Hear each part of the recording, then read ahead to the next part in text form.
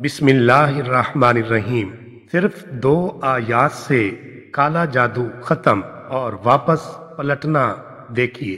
जी नाज़रीन, कुरान पाक की सूरह यूनुस की आयत नंबर 85 और 86 रोज़ाना 100 मरतबा तवज्जो, ध्यान और यकीन के साथ पढ़ने से सख्त जादू ख़त्म हो जाता है और जादू करने वाले पर वापस पलट जाता है।